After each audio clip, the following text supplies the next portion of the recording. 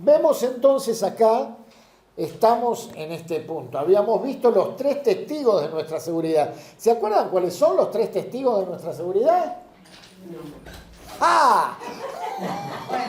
Pues eso, no hay que mentir.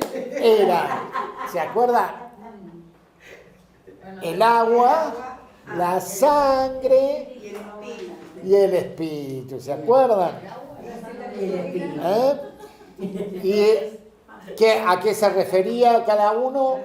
Que fue lo que vimos la clase pasada. ¿A qué se refería? El agua se refería al bautismo de nuestro Señor Jesucristo, la sangre, a la sangre derramada en la cruz, y el Espíritu, el Espíritu Santo que recibimos. Y hoy vamos a ver del 5 el 1 Juan 5, del 13 al 17, que tiene que ver con nuestra seguridad. Entonces, ahí vamos a leer. Yo tengo acá la NBI. Trajeron sus Biblias, ¿no? Sí. En el celular, en donde sea. Muy bien, les leo. Dice, les escribo estas cosas a ustedes que creen en el nombre del Hijo de Dios, para que sepan que tienen vida eterna. Esta es la confianza que tenemos al acercarnos a Dios, que si pedimos conforme a su voluntad, ¿qué pasa? Él nos oye. Y si sabemos que Dios oye nuestras oraciones, podemos estar seguros de que ya tenemos lo que le hemos pedido. Si alguno ve a su hermano cometer un pecado que no lleva a muerte, ore por él y Dios le dará vida. Me refiero a quien comete un pecado que no lleva a la muerte.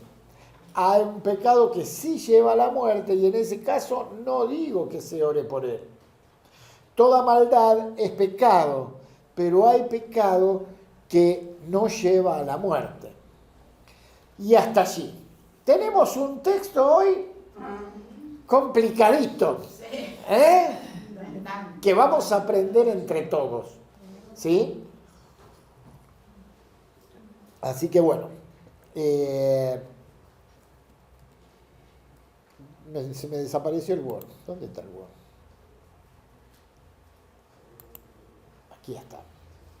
Yo lo había arreglado, no sé qué lo hice. Bueno, esperen que busco ahí la página 108. Buen día. Vieron que alguien iba a venir y iba a ocupar esa silla que nadie quiere ocupar. Es que estaba reservada para eso. Era Para este lado. Servite cafecito, no hay problema. Esperen que al tenerlo tan grande,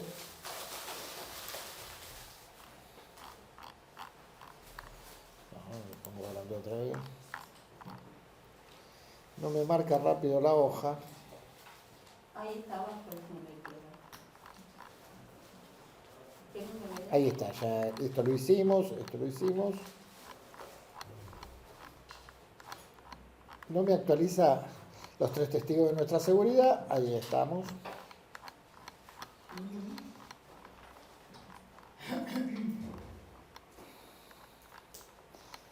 Y acá llegamos.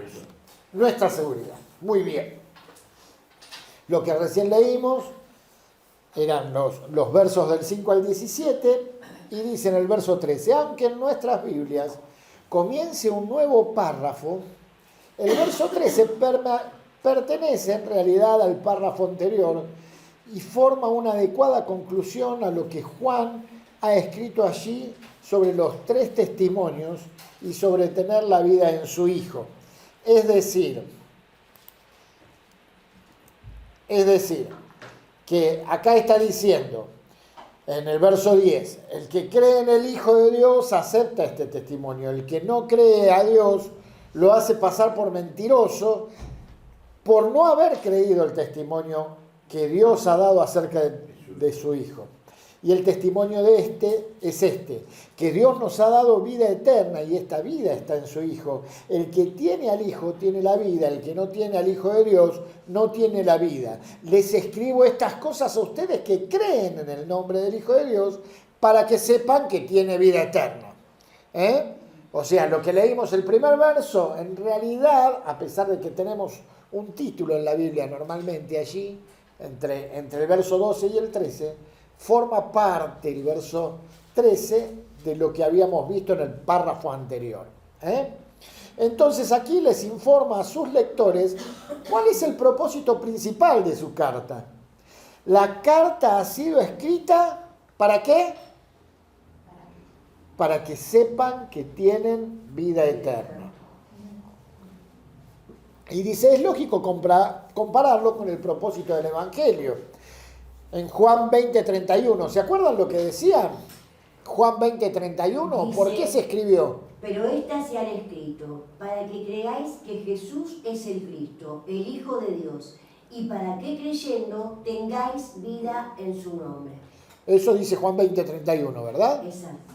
Bien, entonces, el Evangelio de Juan, ¿para qué se escribió? No creyentes. Para los no creyentes, dice, para que crean en Jesús. Para que crean en Jesús y creyendo tengan vida eterna. Pero la carta de Juan se escribió para creyentes. Y dice para que sepan, los creyentes sepan que tienen vida eterna en Él. Es lógico compararlo con el propósito del Evangelio. El Evangelio fue escrito para no creyentes, para que pudieran leer el testimonio dado por el Hijo, dado por Dios sobre el Hijo, creer en el Hijo, a quien señalaba el testimonio, y recibir así la vida por medio de la fe. ¿Lo hicimos esto? Claro. Sí, ¿no es cierto? Todos creímos en el Señor Jesús y lo recibimos por medio de la fe. Y entonces, al pedirle perdón de nuestros pecados, tenemos vida en Él. La carta, en cambio, la carta de Primera Juan fue escrita para creyentes. El deseo de Juan para los creyentes no era que crean y reciban, sino que habiendo creído, sepan que han recibido y continúan teniendo vida eterna.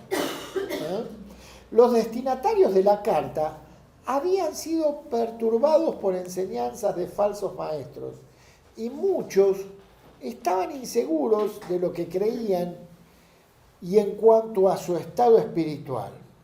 Por eso, en toda la carta, Juan ha dado criterios doctrinales, morales y sociales con los cuales podían probarse y probar a los demás. ¿Se acuerdan estos criterios doctrinales, morales y sociales? ¿Cuáles eran? ¿Cuáles eran? El criterio moral que nos hablaba, ¿cuál era? El amor. El amor. Dios nos hablaba del amor. El criterio doctrinal, ¿se acuerdan cuál era? Creer. Creer en el Hijo de Dios. Y el criterio social era el amor. Y el criterio moral, ¿cuál era? Obedecer y la justicia y el hacer justicia, ¿no es cierto? Del análisis del Evangelio y de la carta surgen 4 niveles en el propósito de Juan. Que sus lectores oigan, que oyendo crean, que creyendo vivan y que viviendo sepan. La carta de Juan nos hace siempre pensar en todo lo que tenemos en Cristo. Me gusta mucho que justo empecemos a dar en el Proforme el libro de Efesios, porque el libro de Efesios nos afirma en todo lo que tenemos en Cristo, que es impresionante. Creo que los que estamos haciendo el Proforme también lo estamos disfrutando, ¿verdad? Sí. Bueno, dice el verso 14 y 15. Dice en el verso 14 al 17, Juan pasa a una segunda seguridad. Ya no se trata de la vida eterna, sino de la respuesta a su oración. Esta seguridad no es tanto un conocimiento como una confianza. La palabra confianza, parresía. Libertad de palabra u osadía hacia Dios. Eso es lo que significa parresía. Esta confianza cristiana, no solo hacia el futuro, en la parusía, o sea, en lo que iba a venir, por eso dice ahí Juan, 1 Juan 2:28. ¿Quién lo tiene para leer? Y otro que busque 1 Juan 4:17. Yo tengo. No, perdón. 1 Juan 2:18. 2:28. Yo tengo 4:17. Dice, y ahora, hijitos, permaneced en él, para que cuando se manifieste tengamos confianza, para que en su venida no nos alejemos de él avergonzados. Por eso, para que en su venida, en la parusía, como dice acá, tengamos confianza. O en el día del juicio, ¿qué dice 1 Juan 4:17? Dice, si en verdad amamos a los hermanos y si vivimos como Jesucristo vivió en este mundo, no tendremos por qué tener miedo cuando Jesús venga para juzgar a todo el mundo. Está hablando de esa segunda venida en donde Dios va a juzgar a todo el mundo, como dice ahí la palabra, ¿no? Entonces, tenemos que estar en confianza. Ahora dice, esta confianza no se refiere a la venida ni al día del juicio, sino que se refiere aquí y ahora. En este pasaje se nos habla del fundamento y del principio de la oración. El fundamento es el simple pero esencial hecho de que Dios nos oye. El principio de la oración en los escritos del apóstol, encontramos 5 versículos en los que se refiere a las condiciones de la oración. El primer versículo en Juan 9:31 habla de reverencia y obediencia. El segundo en Juan 14:13 y 14 habla de acuerdo con el carácter de Cristo. El tercero en Juan 15:7 y ahí en 1 Juan 3:22 y en el 5:14. A ver, ¿qué les parece si los leemos? Alguien que busque Juan 9:31. ¿Quién busca? Acá yo. Vos buscas Juan 9:31. Sí. Juan 14:13 y 14. Yo. ¿Quién? Vos. Bien. Juan 15:7. ¿Quién busca? Allí. Bien. 1 Juan 3:22. Yo. Nora. Y 1 Juan 5:14. Hugo. Bien. Juan 9:31. A ver, ¿quién lee? Dice, sabemos que Dios no escucha a los pecadores, pero sí escucha a los que lo adoran y lo obedecen. Bien. La traducción. Reverencia y obediencia. Acá en la NBI dice, sabemos que Dios no escucha a los pecadores, pero sí a los piadosos y a quienes hacen su voluntad. Entonces, ahí vemos que tenemos este punto en respecto a la oración, que es la reverencia y la obediencia. Ahora, Juan 14:13 y 14 nos habla que la oración es de acuerdo con el carácter de Cristo. ¿Qué dice Juan 14? Pueden pedir cualquier cosa en mi nombre y yo lo haré, para que el Hijo le dé gloria al Padre. Es cierto, pídanme cualquier cosa en mi nombre y yo lo haré. Bien, ahí habla del carácter de Cristo y dice que Él lo va a hacer. En lo que pidamos, que Él lo va a hacer. Juan 15:7 dice que tiene que ver con la comunión con Cristo, la referencia a la oración, ¿no? 15:7, ¿qué dice? Si permanecéis en mí y mis palabras permanecen en vosotros, pedid todo lo que queráis y os será hecho. Y se les concederá, dice la otra versión, ¿no? Qué bárbaro, si permanecemos en Él. En nosotros. ¿Tenemos en cuenta estas promesas? Son extraordinarias, ¿verdad? Ahora, 1 Juan 4:32 dice que la oración tiene que ver también con la obediencia. 1 Juan 3:22, perdón. Dice, y cualquiera cosa que pidiéramos, la recibiremos de él, porque guardamos sus mandamientos y hacemos las cosas que son agradables delante de Él. Bien. Es porque obedecemos, hacemos las cosas que son agradables. Y 1 Juan 5:14. Y esta es la confianza que tenemos en Él, que si pedimos alguna cosa conforme a su voluntad, Él nos oye. Él nos oye. De acuerdo con la voluntad de Dios. Este es el último y gran principio de la oración. Si se acuerdan cuando vimos el libro de Santiago, también Santiago nos hablaba de orar conforme a la voluntad de Dios, ¿no?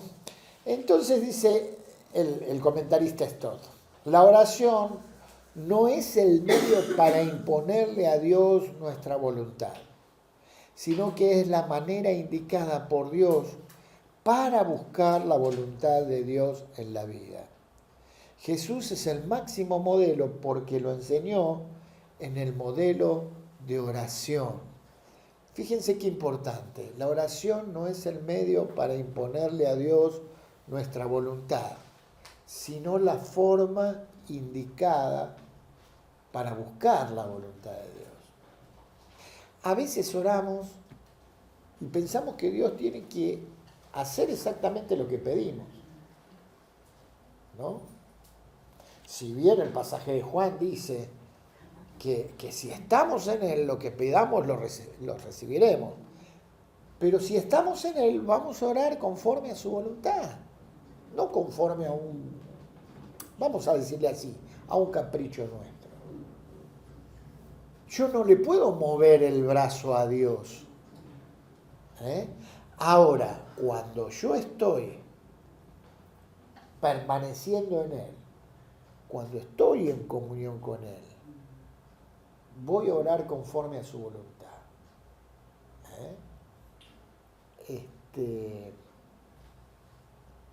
Y Él se va a manifestar. Como siempre les digo, ¿con quién trabaja Dios? Trabaja conmigo. Trabaja conmigo. Cuando yo oro en mi voluntad, procuro que Dios cambie. Procuro que el otro cambie. Cuando oro en la voluntad de Dios, Dios me cambia a mí. Cambia mi perspectiva. Y lo que estoy viviendo lo transforma, como dice Romano, para mi bien. Siempre. Dios no dice que no vamos a pasar problemas. Él dice que nos va a acompañar en nuestro problema. Dice, cuando pases por el agua, yo voy a estar contigo. No te dice, mira, no te vas a mojar. No te dice, no vas a estar medio hundiéndote. No, te dice, yo voy a estar con vos. Y cuando pases por el fuego, dice, no te vas a quemar. ¿Por qué? Porque yo voy a estar contigo. Eso es lo que dice Dios. Siempre. Siempre. ¿Amén? Amén. La confianza del cristiano equivale a una doble certeza. Sabemos que Él nos oye. O sea, esto es una certeza. Ores en la voluntad de Dios o no ores en la voluntad de Dios, Él te está oyendo. Siempre te escucha. Que no responda como nosotros esperamos o queremos es otra cosa. Pero Él nos oye. Que es lo mismo que decir que tenemos las peticiones que hayamos hecho. Porque cuando permanecemos en Él, vamos a orar en su voluntad. No de acuerdo a las circunstancias. No de acuerdo a las circunstancias. Porque a veces hay situaciones, no sé, económicas, de salud, de lo que fuere. Y por esas circunstancias yo no le pido de acuerdo a lo que estoy viviendo, sino a lo que Él me enseñó. Siempre yo tengo que estar firme con Él, de acuerdo a sus enseñanzas, en todo tiempo y lugar, como dice, y no de acuerdo a lo que me está pasando. Porque Tal cual. yo sé que el Señor lo va a superar todo. Tal cual. Bueno, pero hay mucho. ¿puedo decir algo? Sí, pero por no supuesto. está mal por ahí, pasando en una situación y de acuerdo a cómo vos te sentís, pedirle al Señor que en esa situación Él te sostenga, te cambie, porque uno puede estar triste, angustiada, sabemos que esto no nos hace bien y a Dios no quiere que nos sucedan estas cosas, pero lamentablemente pasamos por ese trance. Y yo creo que uno como humano, porque uno es humano, ¿no? Y tiene todas estas cosas, tiene tristeza, tiene angustia, tiene cargas. Y hay veces que en la misma desesperación, en ese momento, uno apela a esa circunstancia por la que uno está pasando. Lo que yo quería decir No es está que, mal. de acuerdo a lo que nos está enseñando Marcelo, que nosotros no tenemos que torcer al Señor. No podemos. No podemos. es la idea. Entonces, No es la me idea. pasa esto, Señor, sácame esto. No. ¿Por qué el Señor dejó eso? Claro. Por eso yo les decía, Claro. el Señor siempre me cambia a mí, ¿no? Antes vos pusiste un ejemplo, ante una situación económica. Sabemos todos que la situación económica del país es difícil. Pero algo muy grave, más, una situación donde uno esté en estado de desesperación. Vos orás, o sea, y pedís que Dios cambie eso. Y después podemos alegar que se haga tu voluntad.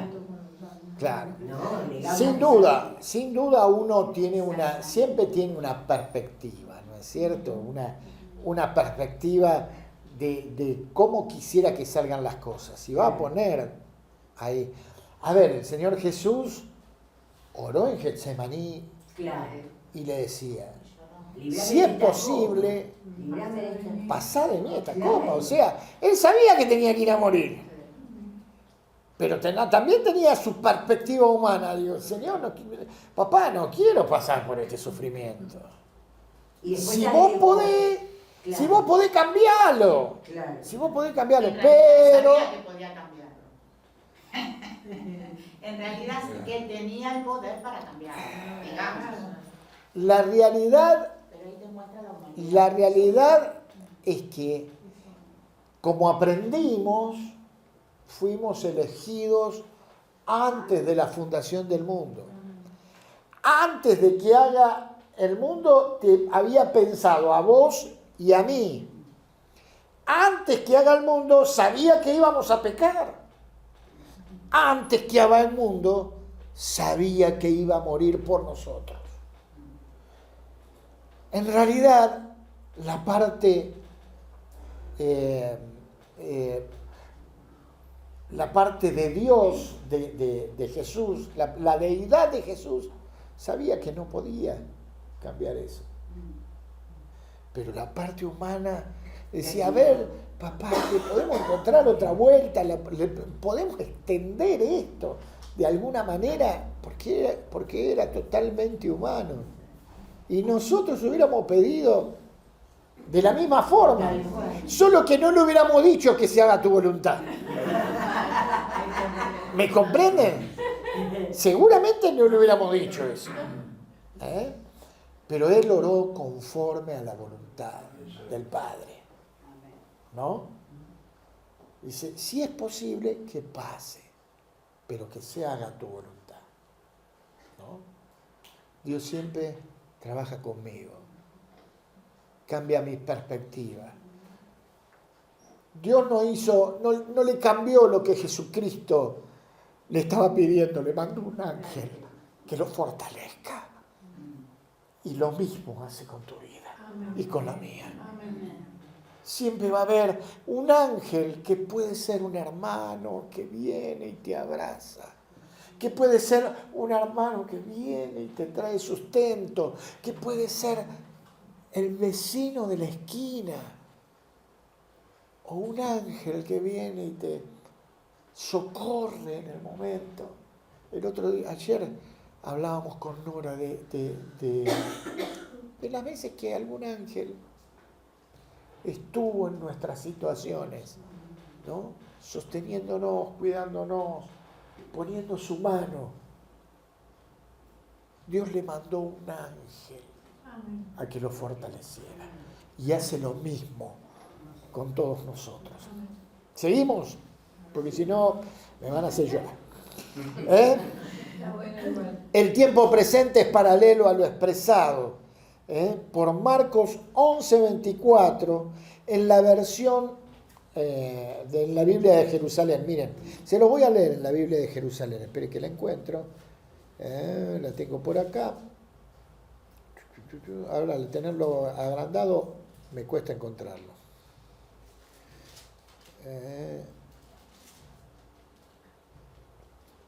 Y encima, no me puse los anteojos. Esperen, busquen a alguien. Marcos 11:24. Yo lo busqué. Les digo, ustedes pueden orar por cualquier cosa y si creen que lo han recibido, será suyo. Si creen que lo han recibido, será suyo. ¿Saben que tengo la Biblia de Jerusalén y no la puedo encontrar? Hay que googlear. Acá está. Marcos 11:24. Dice, por eso os digo, todo cuanto pidáis en oración, creed que ya lo habéis recibido y lo obtendréis. Entonces, el tiempo presente es paralelo a lo expresado en Marcos 11:24. Y dice el verso 16 y 17, habiéndose referido Juan a la oración contestada, Juan presenta ahora un caso puntual y una limitación. Según Barclay, este comentarista, es un pasaje muy difícil y confuso. En primer lugar, veamos lo que afirma claramente. El Nuevo Testamento nos enseña a orar los unos por los otros. A ver, ¿quién busca ahí? Hebreos 13:18 y otro Santiago 5:14. ¿Quién tiene? 5:14. Hebreo busco yo. Dale. 5:14. Yo tengo 5:14. Bien, Hebreos 13:18. Lo leo. Dale. Vamos. Dice,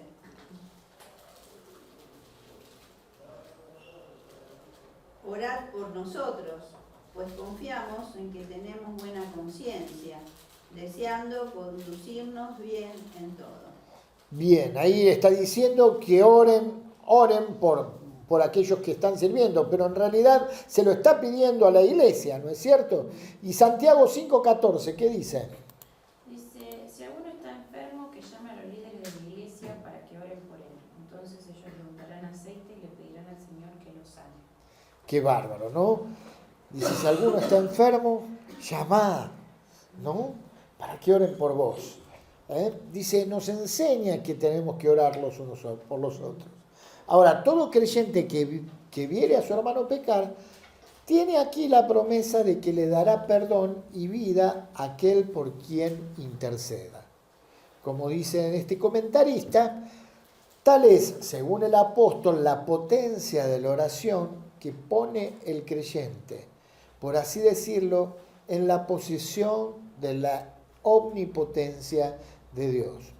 O sea, cuando estamos orando en la voluntad de Dios, permanecemos en Él, sabemos que Él nos oye, sabemos que tenemos lo que pidamos. Entonces acá el comentarista dice, cuando vos estás de esta forma, lo que pedís el Señor lo hace, porque vas a pedir conforme a su voluntad, ¿no? Y entonces dice, es como si tuvieras la omnipotencia de Dios. Algunas versiones han adoptado la traducción, oren por él y Dios le dará vida. Pero los verbos en griego se refieren al que ora y resulta forzado cambiar el sujeto. La versión, la Biblia de Jerusalén dice, si alguno ve que su hermano comete un pecado que no es de muerte, pida y le dará vida. Sin embargo, vamos a ir despacio porque así vamos entendiendo todo. Sin embargo, no todo pecador puede recibir vida en respuesta a la oración. Juan hace una distinción entre el pecado que no sea de muerte y el pecado de muerte. El creyente ha de orar por el que comete el primero y por medio de la oración le dará vida. Por el segundo, Juan no ordena orar, aunque tampoco lo prohíbe. No prohíbe la oración como Dios prohibió en Jeremías orar por el pueblo de Judá. Y ahí da algunos pasajes.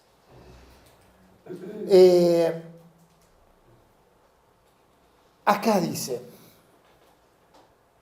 orará por él y le dará vida.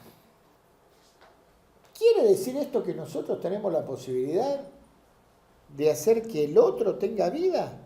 ¿Se entiende de esta manera? Nosotros no tenemos ninguna posibilidad. Dios es el dueño de la vida y es el que determina. ¿Y por qué lo dirá? mejor para cada uno. ¿Y por qué dirá entonces el apóstol orará y le dará vida? Por la intercesión. Por la intercesión. ¿Quién piensa algo distinto?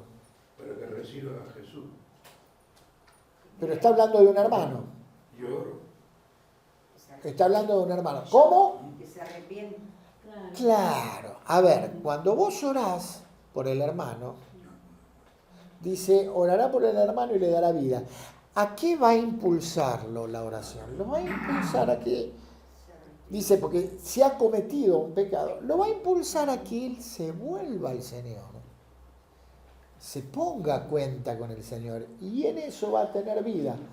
Y, ojo, no quiere decir la vida eterna, porque nosotros sabemos que el hermano, aquel que nació en Cristo, la vida eterna la tiene. Pero ¿qué pasa? Cuando uno permanece en un pecado, en realidad se le complica la vida, se le arruina la vida, se le va la paz, no puede disfrutar de la vida. Y entonces cuando vos orás por él, dice, le dará vida, porque le das la posibilidad de que vuelva a la comunión con Dios, de que arregle su comunión con Dios y de que en el conflicto Dios le dé paz. Qué importante la intercesión entonces, ¿no? Amén. Qué importante la intercesión. Que salga de la Porque opresión, abajo porque dice, a no veces todo, la opresión lo claro, entorpece. no todo pecador ¿No? puede recibir en respuesta a la oración. Entonces, acá se convierte la intercesión por el otro en algo pero fundamental. Claro, tal cual. Acá han dicho dos cosas importantes y quiero resaltarlas. Primero, la intercesión es importante. Claro. Ahora, ¿cómo vemos la intercesión? Porque amamos al hermano. Porque nos ocupamos de aquel que vemos que está que está triste. ¿Te fijas en la cara de tus hermanos? ¿Te fijas cuando los ves? ¿Y cómo los ves? Yo no sé, tengo un imán para hacer eso. Dice, ¿cómo estás? ¡Uah! ¡Qué justo! Digo, pucha. Y entonces, a veces estoy corriendo y digo, mejor no le pregunto, pero la realidad es que hay que dejar las otras cosas para ver al hermano, ¿no? Ver la necesidad. Pero Graciela dijo otra cosa, lo que dice Proverbios, la opresión entontece. Esto no es un dicho así nomás, esto lo dice la palabra. Y a veces estamos tan oprimidos por las tinieblas, por nuestras circunstancias, por lo que estamos pasando, que no nos damos cuenta que tenemos el salvavidas ahí al lado, que es la oración, que es la comunión con el Señor, que es la comunión con los hermanos, que es estar acá y nos dejamos entontecer por la opresión, ¿no? Pero la intercesión es fundamental. No solo por nuestras vidas, acá está diciendo la intercesión por el hermano. Amén. En este caso, que habla de Jeremías, no vamos a leer los pasajes, pero Dios en sí le prohibió a Jeremías orar por la ciudad. ¿Pero por qué? Porque la ciudad estaba obstinada en pecar y no estaba en el tiempo de la gracia. No es lo mismo que nuestro tiempo. Estamos en el tiempo de la gracia. ¿Por qué? Porque Jesús murió por nosotros y nos dio todo. Todo. Su herencia hermosa. Marce, también hay situaciones que uno puede orar por el hermano, pero suponete que su enfermedad sea el SIDA a causa del pecado. Y la persona puede arrepentirse, pero no obstante, muchas veces Dios determina llevárselo y punto, ¿no? Pero su corazón queda aliviado por el arrepentimiento. O sea, hay que hacerlo. A ver, Acompañarlo y en ese caso, ¿a quién cambió el Señor? y a la persona que había... ¿Por qué? ¿Qué sintió? Se sintió aliviada, Claro. sintió paz. La consecuencia del pecado, a veces sí, a veces Dios obra sanidad. Que Dios determina, punto. A veces Dios obra sanidad y pum. Claro, su soberana voluntad puede hacer el milagro o no. Claro, pero la consecuencia fue paz en su vida. Y lo mismo pasa cuando tenemos que soportar las consecuencias de habernos alejado de Dios, ¿no? El Señor nos perdona. Dijimos que Él nos oye. Una cosa es cierta, que Él nos oye siempre. Y otra cosa es cierta es que si pedimos con arrepentimiento, Él nos perdona. No hay vuelta. Ahora, muchas veces tenemos que vivir la consecuencia del pecado.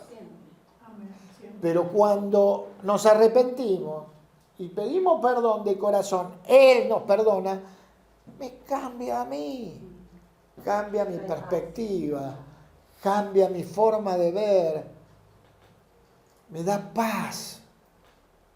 Y como dice el profeta, Él va a estar conmigo en las muchas aguas, Él va a estar conmigo en el fuego. No me saca de la situación. A veces es por pecado, a veces no es por pecado. La situación hay que pasarla.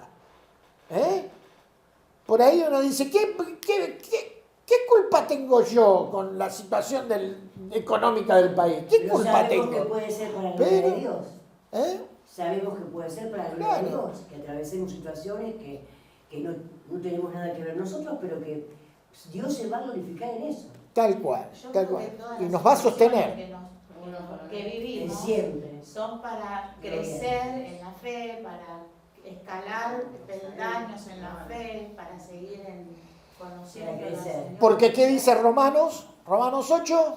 A los que aman a Dios, Todas las cosas le vienen a bien. todos. Conforme a su propósito son llamados. Todos los que conforme a su propósito son llamados. ¿Eso qué quiere decir? A todos, lo que dijimos antes, a todos los que permanecen en Él. Amén. Ahora, ¿cuál es el pecado de muerte? Acá nos metemos. Y no se hicieron ni cuarto. Yo quería que se hagan ni cuarto para decirle tocaba a Nora la clase que viene, pero no se hicieron ni cuarto. Estoy orando para que llegue hoy.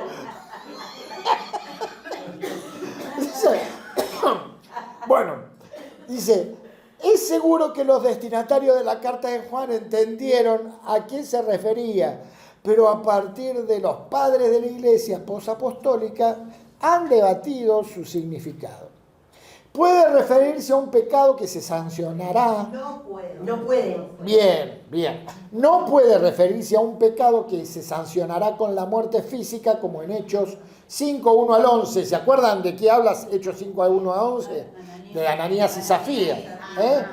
O como en 1 Corintios 5, 5 o 11, 30, donde el apóstol Pablo dice que entregó a Satanás a determinada persona a fin de que su alma se salve, el cuerpo se pierda, pero su alma se salve, ¿no? Porque aquí se está refiriendo a la muerte espiritual o eterna. O sea, no es un tema de muerte física. En un sentido, todo pecado es espiritualmente de muerte. Romanos 6:23, ¿qué dice? ¿Se acuerdan? Todos pecaron y están destituidos de la gloria de Dios. ¿Sabés que me parece que no es ese? Ese es el 3:23. Ah. El 6:23, a mí me pasó lo mismo y ahora, y lo sé, La paga del pecado es la muerte. La paga del pecado es Más muerte. la dádiva de Dios. Ahí está. Justo en la Biblia de Jerusalén dice, pues el salario del pecado es la muerte. Uy, que no nos pegaba. Pero el don de Dios es la vida eterna en Cristo Jesús, Señor nuestro. Muy bien. Porque la muerte es la pena por el pecado. Todo pecado lleva a la muerte. Pero Juan distingue entre el pecado que es de muerte y el que no lo es. Y se puede dividir en 3 interpretaciones posibles. Una sería que sea un pecado específico. La ley de Moisés enumeran ciertos pecados como ofensas capitales que castigaban con la muerte. Y acá habla en Levítico 20, habla de aquellos que pasaban a sus hijos por el fuego, que lo entregaban a dioses. En la ley de Moisés habla de la idolatría. Hay muchos pecados que en la ley de Moisés se castigaban con la muerte. El adulterio se castigaba con la muerte. La idolatría también. La idolatría se castigaba con la muerte. Ahora, la realidad es que esto no se cumplía al 100%. La ley era así, pero los judíos son bastante parecidos a nosotros. Que la ley la cumplían cuando le convenía. Entonces, esto del adulterio muchas veces lo pasaban por alto, ¿viste? Y entonces pecaban igual y pasaban a sus hijos por Moloc y por el fuego. Por eso Dios termina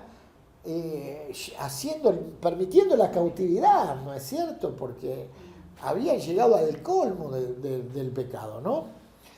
Dice, acá puede referirse a un pecado específico. Una de las opciones que interpretan, ¿no? Como decía ahí, ¿no? Además, en el Antiguo Testamento se traza una distinción entre los pecados de ignorancia cometidos involuntariamente, que eran limpiados por medio del sacrificio, y los pecados voluntarios o las soberbias cometidos a mano levantada, sobre los cuales no había perdón. Es decir, aquel que pecaba a sabiendas. O como dice 1 Juan, el que persistía, el que persiste en el pecado. ¿Qué dice 1 Juan? Es que el que persiste del pecado no es de Dios. Porque uno, si conoce a Cristo, no va a andar pecando a propósito. ¿Amén? Amén. La misma distinción era común entre los escritores rabínicos y los primeros padres de la Iglesia. La llevaron a la época apostólica. Clemente de Alejandría y Orígenes aceptaban que se podía diferenciar entre pecados perdonables e imperdonables, pero no los clasificaron. Bueno, el otro padre de la Iglesia, Tertuliano, una mente brillante, fue un paso más adelante y enumeraba los pecados más graves. Por ejemplo, el adulterio, el asesinato, la idolatría, los cuales estaban fuera del perdón de los pecados menores que eran perdonados. O sea, imagínense que el desarrollo de la Iglesia a lo largo de los siglos llevó después a lo que era la Inquisición, ¿no es cierto? Donde quemaban al que se le pasaba, ¿me comprenden? Entonces, hay cosas, dice, hay gente que creyó que los pecados de muerte eran de una manera y entonces tenían el poder de Dios para determinar, ¿no? Esto llevó al desarrollo posterior de los llamados pecados mortales y veniales, incluso a la clasificación de los 7 pecados capitales, pero no hay ninguna base en el Nuevo Testamento para este tipo de clasificación. Aunque la Biblia de Jerusalén lo traduce como un pecado de muerte, es dudoso que Juan se esté refiriendo a pecados determinados Y si se estuviera refiriendo al pecado, como en 1 Juan 1:8, es decir, a un estado o hábito de pecado voluntario o persistente, en el que se persiste. Barclay dice que en el griego se trata de un pecado post-tananon, que no significa el pecado mortal, sino el pecado que va hacia la muerte. Es el pecado cuya meta y propósito es la muerte. Por ejemplo, Es decir, persistir en el pecado. Un hábito de pecado voluntario que persiste. Claro. A veces Ahora. se justifica, y a veces justificamos eso y Dios no quiere que cambiemos el corazón, ¿no? Tal cual. Pero nos obstinamos Y eso va llevando a la muerte, porque es como que se va contaminando también, ¿no? En toda el área espiritual, porque no podemos vivir con la sombra del pecado y la luz de Cristo. Tarde o temprano eso choca y nos produce una crisis. Y bueno, gloria a Dios si esa crisis la llevamos al Señor para sanar, para liberar ese corazón cargado de pecado, pero muchos se obstinan en pecar y ahí viene este problema, ¿no? De que termina conduciendo a la muerte. Yo pensaba un poquito en las noticias de ahora, en lo que le está pasando a la nata, ¿no? Que está en un estado grave, que necesita oxígeno. Pero ¿cuántas veces entró y salió con el pucho en la boca? Entonces seguía persistiendo, ¿no? Y bueno, y ahora está grave, no sé, Dios permita que pueda salir de esta situación difícil. Pero bueno, ahí tenés un caso claro de cómo se obstina en continuar haciendo su voluntad, ¿no?